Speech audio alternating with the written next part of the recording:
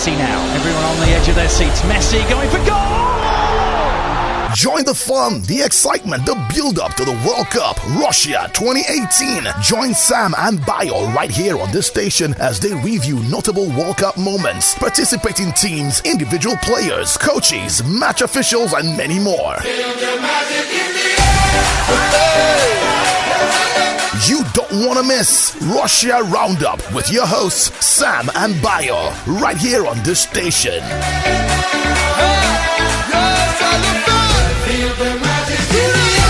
At last, Wayne Rooney has scored and the World Cup. It's an own goal. Brazil are behind off Marcelo. A nightmare start for the host nation. From Thursday 14th June to Sunday 15th July 2018, the focus of the entire world will be on 11 cities and 12 venues in Russia for the 2018 FIFA World Cup. From a tournament that has its own humble beginning, just like in every sphere in life, from 13 teams in 1930, the FIFA World Cup will be attended by 32 countries in this year's edition of that huge tournament. As usual, and as I've been announcing on this show over the last few weeks, I have Sam with me on Russia Roundup. Sam, it's so good to see you, my brother. So good to see you, my brother, man. It's been a long time. You've come a long way, bro. Now we are here, Russia Roundup, Russia World Cup this year, and my excitement and my joy knows no bound. And the fact that the Super Eagles of Nigeria will be a part of this one again. Yes, I'm so glad to be on the show. And we've been talking about this in the program for a long time, Russia Roundup. We're going to profile the World Cup before, kickoff to get fans to be in the mood because it's celebration. It's celebration time for all soccer lovers around the world. So the World Cup is knocking on our door and we have to answer it. And we're going to answer it here on Russia Roundup, Vineyard TV 15.8. So, Bayo, the World Cup is here. Well, my friend, like I said to you at the beginning of the show, this show, we're going to profile all the 32 teams, how they qualify, the coaches, the managers, the referees, and of course, all those crazy moments that we know that World Cup normally bring to us, and all those goals as well. But today, our focus will be on the Group A in the tournament that has the host country, Russia. We know that they have been preparing for this particular event for the last 8 years, as we know that FIFA know how to plan. That's one of the major high points of that organization. But of course, they also have Uruguay, they have our own pharaohs of Egypt, and of course, they have Saudi Arabia. Sam, this group looks easy. But of course, it is not, as we know the history of the World Cup to be. Who are your two picks to go through in Group A? Like we've been saying both on and off the camera, looking at this group, Russia will enjoy massive home support because they are the hosting team. As usual. Saudi Arabia, they've been to World Cup several times. This is not their first rodeo in the World Cup. Egypt, this might be their first rodeo since 1990. So they are kind of debutant, since 1990. And Uruguay, they won it in the first edition in 1930 in Montevideo when they hosted it.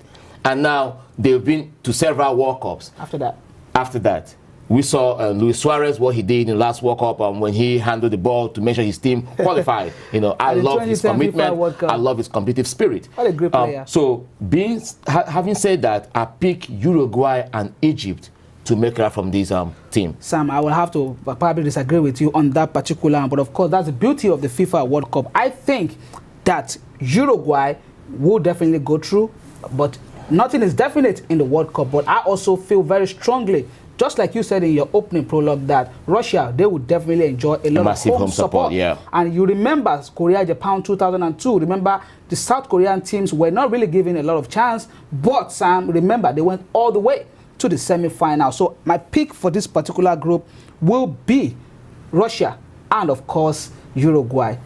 I don't know what you see in Egypt that make you to say, okay, they will go through. But of course, we know Mohamed Salah has had a very, very great season in the English Premier League. But of course, apart from you being a Liverpool fan, which definitely we'll talk about, because I'm sure maybe that might be one of the things that really influenced you with that one. But I believe with those players that Uruguayan teams have, with Diego Godin of this world, with Muslera, with Uruguay, with Edison Cavani of PSG, and of course, Luis Suarez, like you said, a very, very huge player for Uruguay. I think Moscow, that Russia definitely and Uruguay will go through. But of course, I want to know your reason for saying that definitely Egypt will go through in this particular Why match. I pick Egypt is this. Egypt, they are playing as a unit. And when you come across a team that play as a unit, they are difficult to break down.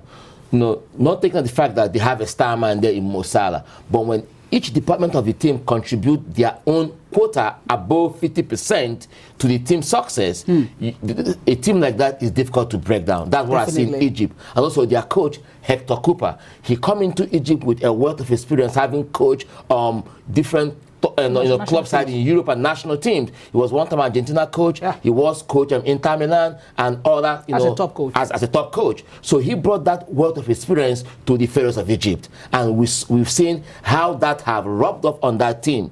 Egypt have not qualified for the World Cup since 1990, and Hector Cooper came and gave them that World Cup ticket, something that the team have been clamoring for. And look at their captain and their goalkeeper.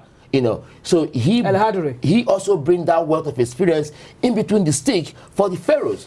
So I tip the Pharaohs and Uruguay to qualify from this group. Russia will enjoy massive home support, but also they will be under pressure to perform for their home fans.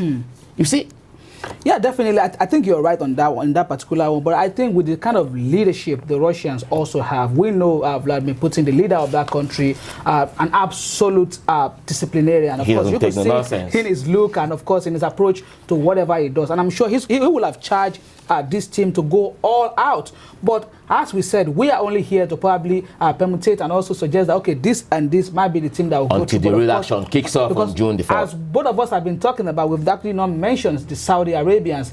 And true to the fact that this team have always been a part of the FIFA World Cup for many years now. But of course, we'll probably move on this particular group thing as we move on the show. Sam, let's take a look at the mascot for the 2018 FIFA World Cup. The mascot for 2018 is Zabivaka. What do you know about Zabivaka? Zabivaka is a wolf. Is a wolf. After a rigorous competition from different designers, they settled for Zabivaka, who is a wolf, and he radiates fun, charm, and confidence. Also, this mascot will play a very important role in the upcoming World Cup in Russia. He will not only promote the tournament, he also entertain the crowd, and also he become an ambassador for Russia, and also he will also be a worldwide celebrity. So Zabivaka is the mascot for the 2018 FIFA World Cup in Russia. Well, Zabivaka, of course, I have seen some exciting moment from that particular mascot. And of course, the fans of the show are also going to see some of those moments, just I've said earlier, and some of the materials that we're going to show. But Sam, going back to that particular group, Group A, the history have also shown that most of these outsiders, they just come sometimes and they tend to post a big surprise. Saudi Arabia, we've not mentioned them since we started the show, but they are in this group. So yeah, don't you think Saudi Arabia could cause an upset for both Uruguay and Egypt? Yeah, off the camera, I told you that Saudi Arabia might be the banana skin of this group. And Saudi Arabia, this is not their first rodeo in the World Cup. They've come to several World Cup, and also their top scorer, Mohamed Al-Shalawi, who netted 16 goals, en route to the qualifiers for the Saudi national team. He's 30-year-old, and he finished 16 goals, joint top scorer with Poland, Robert Lewandowski. So Saudi Arabia is not a write-off, but if you look at the quality that other, team parade, like Russia, like Uruguay, like Egypt, Saudi Arabia seems to me to be the weak team in that group. But if you underrate them and you go into their game with complacency, you will pay dearly for it. So that's why any team in this group need to approach any match as if it's a cup final for you to make it. That reminds me of a famous quote from Argentine great Diego Armando Maradona, talking about his experience at the 1986 World Cup. He was saying, telling anyone that cared to listen that, look, all the games at that particular FIFA World Cup from the beginning was played like a final, and he started having the feeling that they might just go home with that particular tournament after they qualify for the group stage of that tournament. Sam, still on Saudi Arabia, they have the first game against the host country, Russia. Russia, at the Luzhniki Stadium on Thursday, 14th of June. Luzhniki Stadium will host the opening ceremony and the finals. And of course, the finals of that in Moscow. Of course, that beautiful city of Moscow in Russia. And hopefully, Sam is going to be at that tournament while I'm going to stay home. And of course, just to give the fans of the show the best moment of the FIFA World Cup. And this show is definitely open for sponsorship, brand sponsorship, product sponsorship, whatever you want to sponsor this show, you can watch out for it on Vineyard Television every Saturday at 8:30 p.m. Vineyard TV is on channel 15.8, digital channel 15.8 in Houston, Texas, USA. Sam, Russia, Saudi Arabia on the 14th of June. Who wins this one? That game will determine how far each of those teams can go in that tournament. If Russia can overcome the threat of Saudi Arabia on that night, Russia will make it from the group because that's 3 points at stake. But if Russia fail to take home all the 3 points on the night, then there's a problem for a national team. They will be under pressure to perform.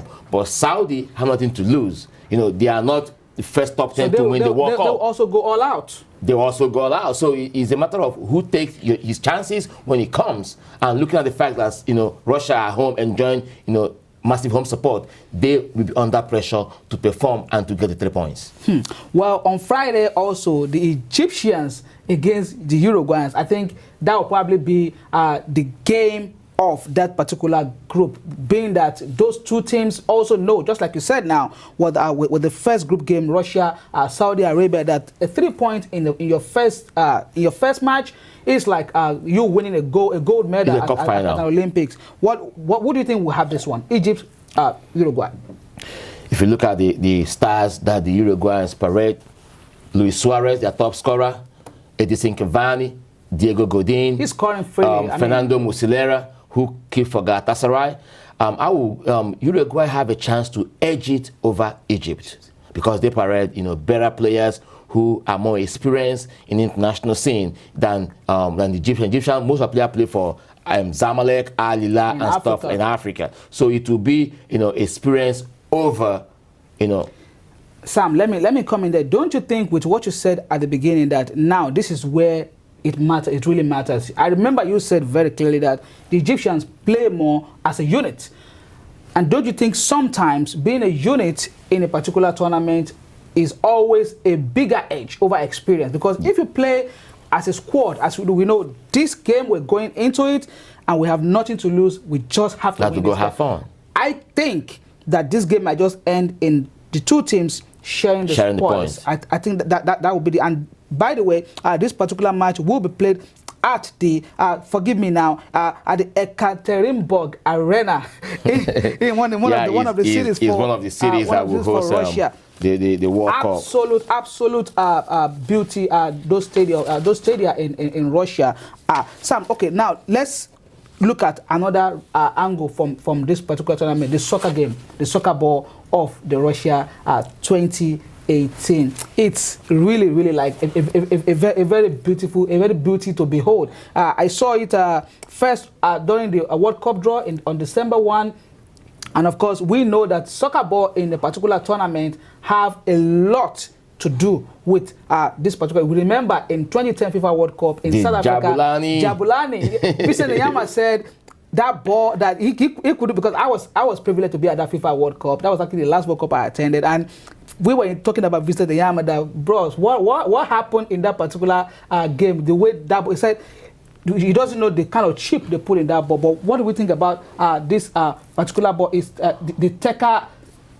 Yeah, right from Jabulani to Brazuca to Telstar 18. Brazuca was 2014 yes. To Telstar 18. That is the name. That is the name of the official match ball for 2018 FIFA World Cup. FIFA unveiled this soccer ball so that national teams who are participating in the World Cup will have a feel of it, use it to play some matches, you know, acclimatize with how the ball bounces and how the ball, you know, goes in air when you kick it. So I think this ball kind of is an iconic ball that FIFA brought out looking at the history of the World Cup from 1930, where we've seen players, Jed Muller, and other iconic players who have played the game. So Telstar 18 embodies that FIFA culture from 1930 up to this moment. And we've seen soccer ball evolve. And Jabulani was a perfect example of FIFA match ball, because there was so much publicity about Jabulani. There was so much noise about Jabulani. So much noise about it. So when that ball was released, everyone was saying, "Oh, we love Jabulani," but it becomes a problem for goalkeepers. It was a big. It became a big problem for goalkeepers. I will have to go back to this experience again. I mean, I remember we were like with the Yama. The way you describe it, I wish I have the video to actually play for the fans. So like, he was like, "My brother, you're not gonna believe it," because like if the midfielders kick the ball, it goes a different direction. It just sweep like. We don't know what the expectation of what Telstar is going to do. But I think most of the games that will lead to the World Cup will be used for it. Warm-up games. Yeah.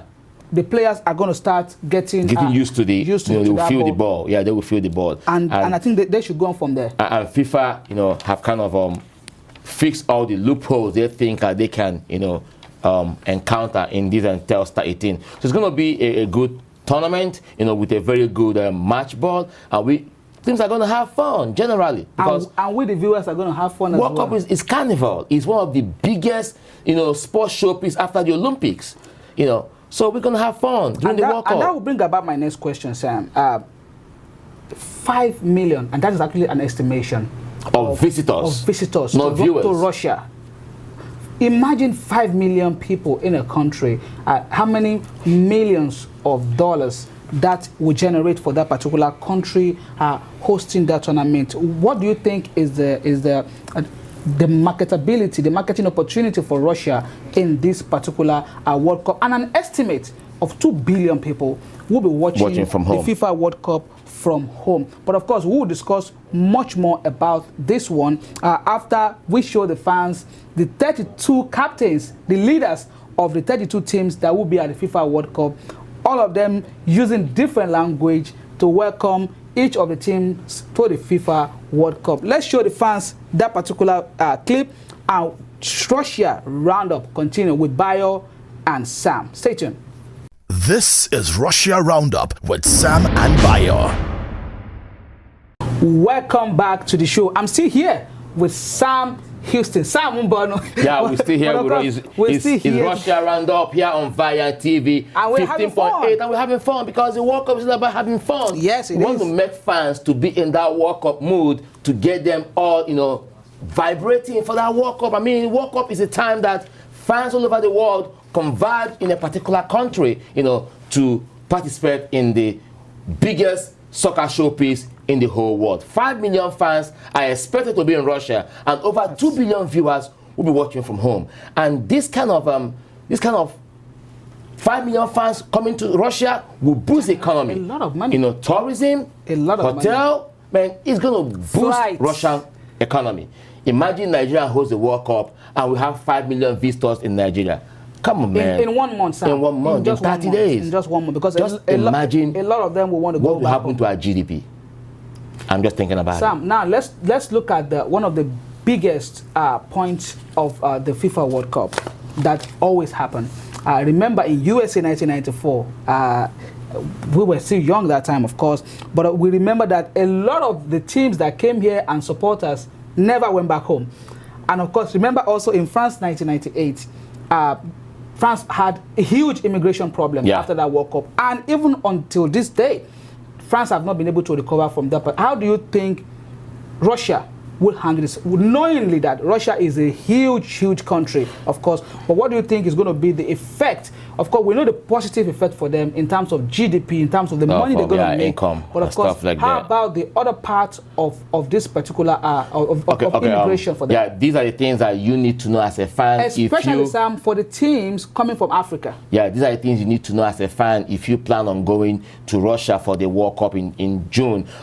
For all the fans coming, the Russian government says that you must obtain what they call fan ID. If you have already applied for your match ticket, you have it, or you have your confirmation number, you need that number to apply for your fan ID. Go to www.fan fan-id.ru for more information. And this fan ID is a document required by the Russian government for all ticket holders to have it. It will also enable you to have access to match venues, to hotels, to airport, to metro system, and to the inner city transportation. Without the fan ID, I know you know what may happen to you. You may get arrested in Russia. The fan ID provides visa-free entry to Russia for foreign citizens that have purchased the 2018 FIFA match ticket. Such fans will be able to enter and remain in the country during the period that starts 10 days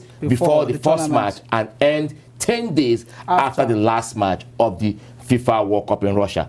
Please note that a fan ID will also be required to leave Russia once it had been used for visa-free entry purpose. So for more information, once again, go to www.fan-id.ru.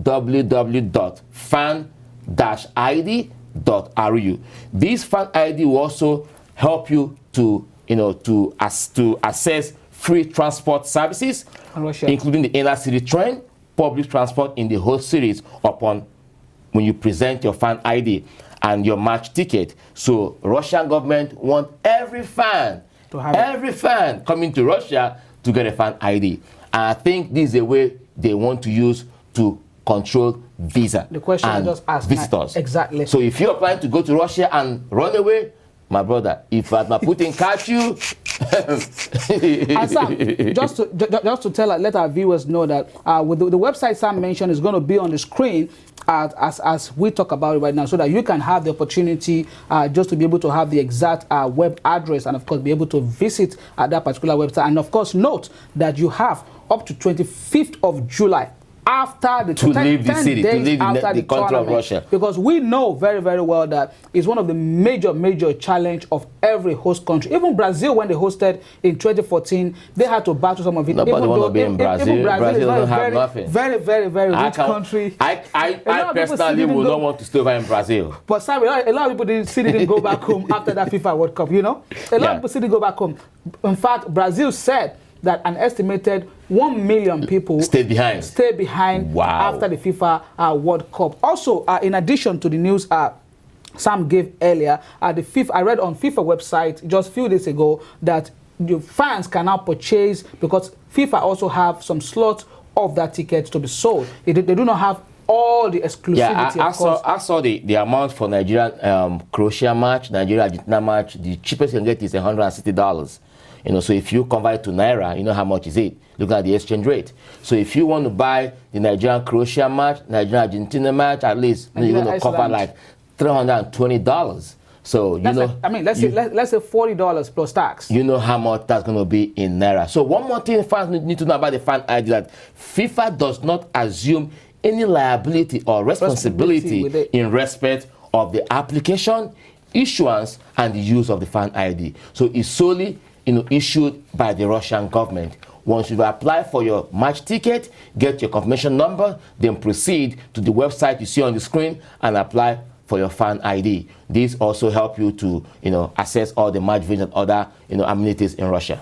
Sam, well, I'm very, very happy with that bit of information that you gave the fans. As I was saying earlier, that FIFA announced that officially fans can now apply on the FIFA.com website for their match ticket also, and they actually gave a specific period of time you can buy ticket will be on sale. 2 weeks for it, and they said before December 1st, the World Cup draw date, that they already have an estimated 2 million people waiting. Actually, the match ticket went on sale in September. It came in September. On FIFA.com website. But on FIFA.com website, they're just going to be releasing the sale of it. But generally, I think they've been selling the FIFA World Cup ticket. Quickly, Sam, 11 cities.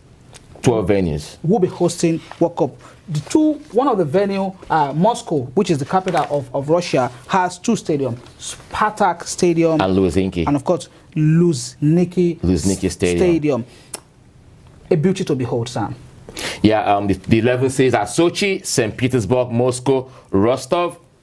So these cities have their club. St. Petersburg, you know about Zenit St. Petersburg. The richest club in Russia. Rostov, you know about Rostov FC, Moscow, CSK Moscow, and Spartak Moscow. We have Kazan, Rubin Kazan. We have Kalin Kaliningrad, Samara, Salinzik, and Volgograd. So these are the cities that will host the Russia 2018 matches, and also have 12 venues because Moscow have 2 venues, Luzhniki and then Spartak Stadium. So go on FIFA.com, access the website, look at the country you're supporting, where they're going to play, get your match ticket, apply your fan ID, get your visa, buy your flight ticket, and enjoy the tournament. You're in Russia and go and have fun, because I sincerely looking forward to Russia World Cup. Definitely. If you are a soccer fan, just like myself and Sam just are, you know that the World Cup is nothing to be missed. And Sam, now that we talk about the excitement of the FIFA World Cup, who are the players that you are looking forward to light up the FIFA World Cup? In 2014, not many of us thought James Rodriguez was going to be such an unbelievable star at that World Cup, even though he had his challenge 2 seasons after joining Real Madrid. And I also think that has to do with coaching and the style of play, which is one of the challenges our players are also going through. I mean, Nigerian players now, which we'll look at on the last segment of this show. But who are the stars that you think are going to light up the FIFA World Cup, especially starting from Nigeria? We want to, we're not looking at that group now, but of course we have to go from home. This is our show, this is our own country. We always have to talk about us. In Nigeria, who is supposed to be? I'm looking at Alex Iwobi. I'm looking at Alex Iwobi, looking at the, how he had performed for Arsenal. I'm looking at him lighting up the world. I'm looking at Victor Moses lighting up the World Cup. Also looking at the fact how he performed last season with Chelsea, in the qualification as well. Apart from these 2 players, I'm looking forward to Mo Salah from Egypt. I'm looking forward to Philippe Coutinho from Brazil. He might be a player that doesn't, come out much. He might not be that flamboyant type of player, but his play speaks for himself. Neymar, we saw him in 2014. Messi, we saw him in 2014. So they are not really going to be the main focus, even though they will play a major part. But we're looking at new stars that will light up that World Cup. The young ones. Sure. So I'm looking forward to the World Cup. Sam, and I see that I'm not the only one worried about it. Her own Kelechi Iheanacho. When he signed for Leicester City, I was one of the person that was worried that West Ham was actually bidding for this young lad. And though Manchester City frustrated the deal to an extent, but I think as a football player and as someone that knows that this is actually my career, I think I would probably have preferred he played for West Ham rather than Leicester City. Because imagine what has happened to him since that time in Manchester City and now in Leicester City. It's like his fortune is dwindling now. Yeah, it's dwindling. And if he's not careful now, the story we had this week was that Leicester City are looking for a way to send him on loan. Do you think it was supposed to ever come to this, Sam? I mean, Kelechi Iheanacho is a young lad. He's a promising player. He has a lot of talent in him. And he should have or could have gone to a club that will hone his skills. That develops Manchester players. City does not develop players. Yeah, we know that. They go for already made players because they want to win titles. Going to Manchester City was a big career mistake for Kelechi Iheanacho. It was. Kelechi Iheanacho could have gone to club like Arsenal, come to club like Liverpool, go to club that develop players. You understand? Even though the club might be in the Championship or it might be in the bottom 10 of the Premier League, it doesn't matter. He should be looking at the bigger picture of, okay, if I play for this club for 2 seasons, does their style fit my style of play? I move forward. Am I going to get a chance to play? I mean, we can be totally mad with Leicester City because, I mean, as far as we are concerned, they're also developing one of our own future players for us in Wilfred Ndidi. But of course, the play pattern of Leicester City looks like it definitely doesn't fit to Kelechi Iheanacho's style of play. He's not known to be a player with speed. Kelechi is not in the same scope with Alex Iwobi, just as you mentioned. Alex Iwobi is known for his freestyling, his run, and of course his natural ability to be a ball player with speed. Same with Victor Moses. But I think Kelechi has more. Kelechi is more of a point man. Okay, give me an attacker. Let me provide the ball for him. Let me take you back a little bit. If you look at Victor Moses' Antecedent. From Wigan Athletic to Chelsea. Yes. He couldn't fit at that moment. He was loaned out to came to Liverpool. He now went back to Chelsea. So those times he went on loan kind of honed his skills for him to excel last season with Chelsea. We saw how Conte played on the wing back, and we saw how he gave all commitment. He gave more than 101% for Chelsea on the field of play.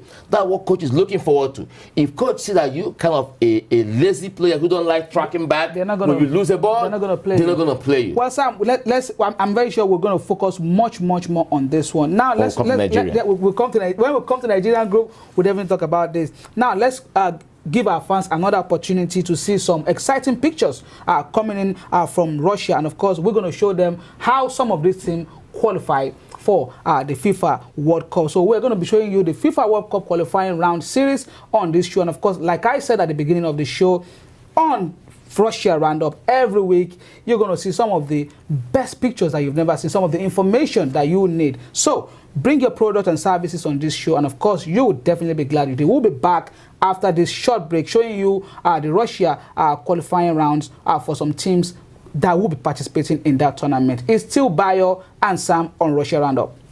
This is Russia Roundup with Sam and Bayo.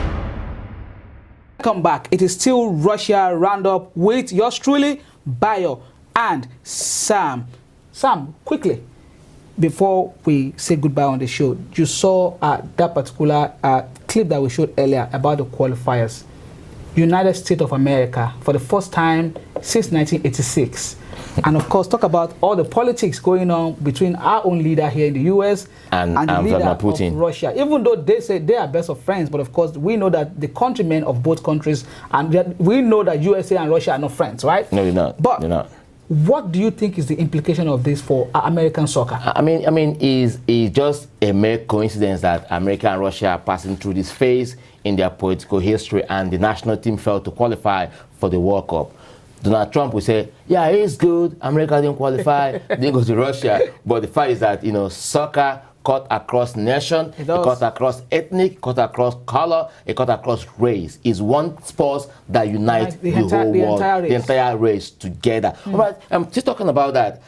If the defending champions can play qualifiers, don't you think that the host country should be made to play qualifiers?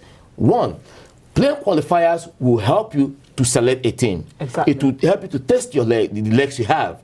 Also help you to know, okay, where do I need to, fix? Where do I need to, to plug up? But when you don't play qualifiers, you only play friendly matches, it doesn't really bring out the best in your team. And that's why, to an extent, it goes a little way to affect the performance of host country.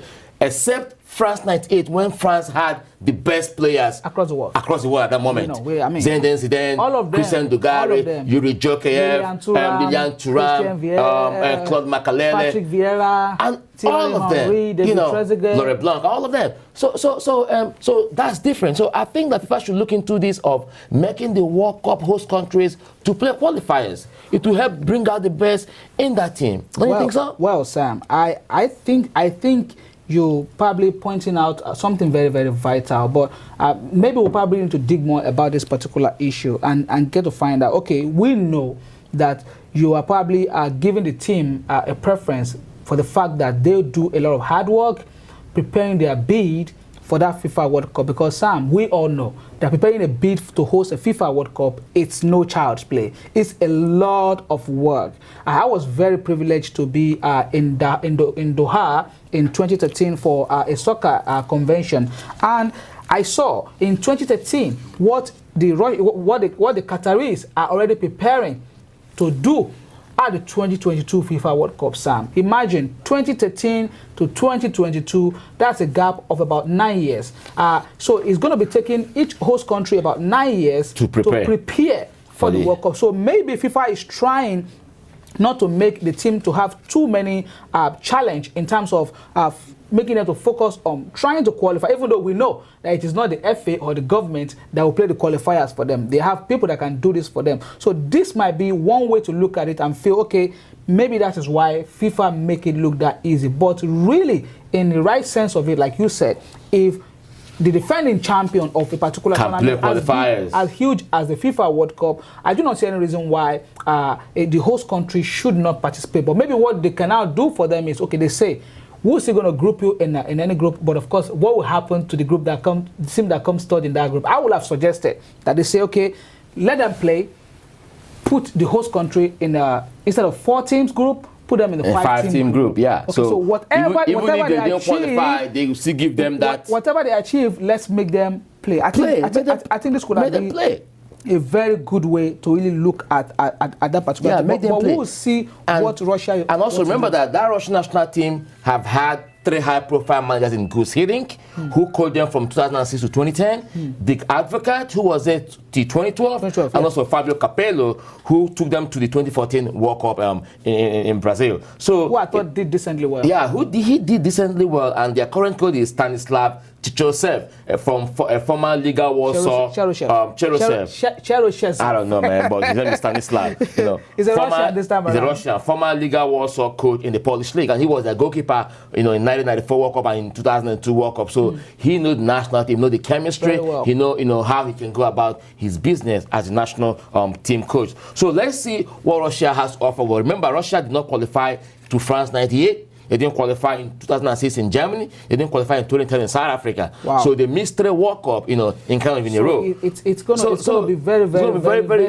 weird for them to be in this. That's why I say that they will be under pressure. The qualifier could have helped them a lot. But of course, watching the Russian national team against the Spanish football team in a friendly game, I was impressed, Sam. You saw the highlight.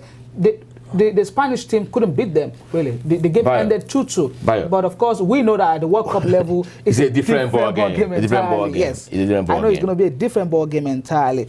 Well, this is about as much as information we can give on this Group A. We have much more, but the one that time permit us to do today. And remember that this program is open for sponsorship.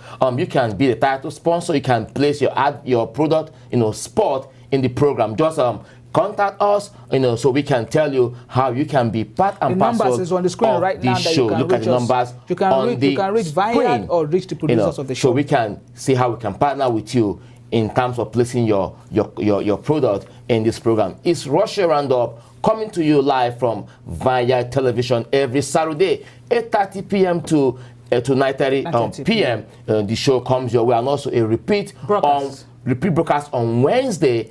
11 p.m. 11 p.m. right? 11 p.m. So you can also see it. If you miss it when it airs on Saturday, you can also watch out for the pre-broadcast on Wednesday. Definitely. Sam, it's been a fantastic time out with you. And of course, before we go on the show today, we're going to be featuring one of Africa's finest. Roger Miller. I remember that famous. That samba, that's a Makosa dance. Very, very well. He is one of, as FIFA called them, cult hero of the beautiful game. He is. We're going to be showing his playing days and what he achieved at FIFA World Cup. I remember they said, of course, thank God we have the video. His first World Cup was in 1982, which the Cameroonians did very, very well. But of course, he really showed what he could do and the stuff he was made of at the Italian 1990. And of course, coming back in 1994 in USA to make the record that he was the oldest player to score a goal as against Russia. 42 years old. Oleg Salenko scored 5 goals in that game, and Roger Miller got the only goal for Cameroon. And he made that history to be the oldest player to score in FIFA World Cup. This is Russia RoundUp with Sam and Bayo. Sam, what's your parting shot on the show today? My parting shot today is the World Cup is here. We're going to have fun. And I expect Nigeria, which is my country, to prepare and do well. At least get to the quarterfinal. We made the knockout stage in '94 when we debuted, and we lost to Italy. So since then, we've not really made any major impact. So we can make an impact. Looking at the crop of young talents we have now in the Super Eagles. So I pray that we make that much-needed impact. You heard it from Sam, and of course from yours truly, Bayo Arashi. It's been my pleasure, and of course we want to say pressure tank. So the production crew and of course the entire management of Vineyard Television right here in Houston, Texas, for this great opportunity and of course for the hard work put into this production. Come sponsor this show. You see, it's going to really be an exciting time out with us on the show every Saturday and of course on Wednesday evening. Till we see you again next week, God willing, Sam. Of course, au revoir. Bye-bye, guys. I said I'm no